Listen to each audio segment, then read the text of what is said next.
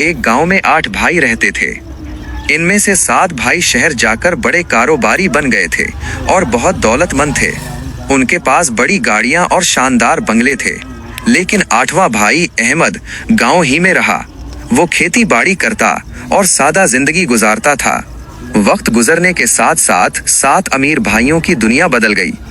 वो जब भी गांव आते महंगी गाड़ियों में आते और अहमद के छोटे से घर में बैठने से कुतराते।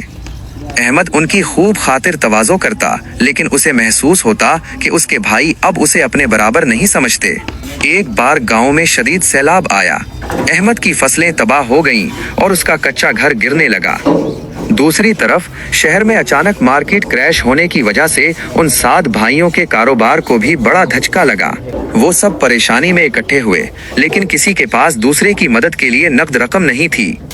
वो सब इस मुश्किल घड़ी में मशवरे के लिए गांव पहुंचे, क्योंकि वो जगह अब भी उनके बाप दादा की मलकियत थी। जब वो अहमद के पास पहुंचे तो उन्होंने देखा कि अहमद खुद मुश्किल में होने के बावजूद पूरे गांव के लिए खाने का इंतजाम कर रहा था।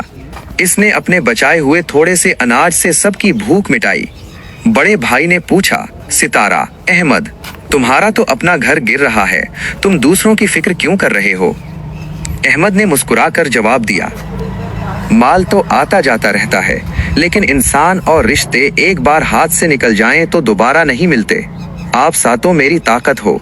अगर हम मिलकर खड़े हों तो कोई सैलाब हमें नहीं हरा सकता।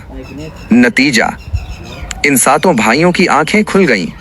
उन्हें एहसास हुआ कि वो दौलत के नशे में इतने अंधे हो गए थे कि उस गरीब भाई की बड़ी सोच को न देख सके।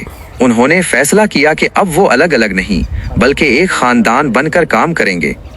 7 भाइयों ने अपनी बची खिंची रकम और अहमद की मेहनत को मिलाया, शहर के कारोबार को दोबारा खड़ा किया और गांव में अहमद के लिए एक मजबूत घर बनाया। अब वो 7 अमीर और एक गरीब नहीं थे, बल्कि 8 मजबूत सुतून बन चुके थे। किसी की गरीबी उसकी कमजोरी नहीं होती और खानदान की असल ताकत पैसों में नहीं, बल्कि इत्तेहाद में होती है।